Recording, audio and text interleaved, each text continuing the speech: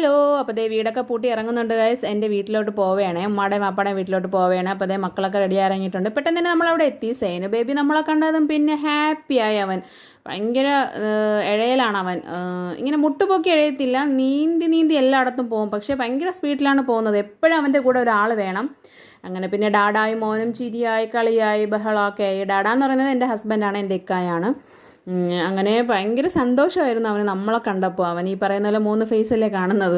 അപ്പോൾ അതേ അവൻ്റെ ഉമ്മയാണ് അനിയത്തി റിച്ചു സ്നാക്സൊക്കെ കഴിക്കുന്നുണ്ട്. ഉമ്മ അതേ ചായയൊക്കെ കുടിക്കുന്നുണ്ട്. അപ്പോൾ വൈകുന്നേരം ഇപ്പോൾ എല്ലാവരും വൈബടിച്ചിരിക്കുകയായിരുന്നു. അപ്പോൾ ഇവൻ ഈ പറയുന്നത് പോലെ 3 ഫേസ് മാത്രമേ കാണുന്നുള്ളൂ. അവൻ്റെ ഉമ്മയുടേതും എൻ്റെ ഉമ്മയുടെയും വാപ്പാടെയും മാത്രം. അവൻ്റെ വാപ്പി പുറത്താണ്. അപ്പോൾ നമ്മളെയൊക്കെ കാണുമ്പോഴാണ് അവന് കുറച്ചുകൂടെ ഒരു എനർജി വരുന്നത്. പിന്നെ അതൊക്കെ കഴിഞ്ഞപ്പോൾ നമ്മൾ ടെറസിലോട്ട് വന്നിട്ടുണ്ട്. നല്ല രസമാണ് ഇവിടെ. ടെറസിൻ്റെ മുകളിൽ നല്ല കാറ്റും.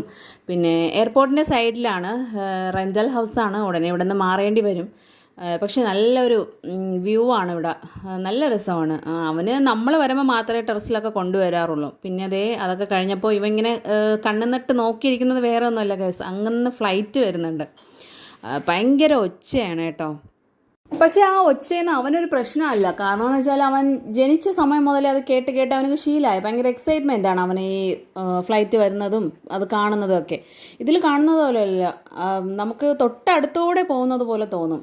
അത്ര ഒരു ഇതാണ്. നല്ല രസമാണ് കാണാനായിട്ട്. അപ്പോൾ അതൊക്കെ അങ്ങനെ നോക്കിയിരിക്കുന്നുണ്ട്. എപ്പോഴും ലഞ്ച് ബോക്സ് വീഡിയോ അല്ലേ, അപ്പോൾ പിന്നെ ഇന്നൊരു ചേഞ്ച് ആയിക്കോട്ടെ എന്ന് വിചാരിച്ച് ഞാൻ വ്ളോഗൊക്കെ എടുത്തതാണ്. അപ്പോൾ ഇതുപോലുള്ള വ്ളോഗൊക്കെ ഇനിയും നിങ്ങൾക്ക് പ്രതീക്ഷിക്കാം. അപ്പോൾ അതേ എല്ലാവരും അടിപൊളിയായിട്ട് ഹാപ്പിയായിട്ട് എൻജോയ് ചെയ്തിരിക്കുന്നുണ്ട്. മെയിനായിട്ടും ഇവൻ്റെ ഈ ചിരിയും കളിയൊക്കെ കാണാനാണ് നമ്മൾ വരുന്നത്.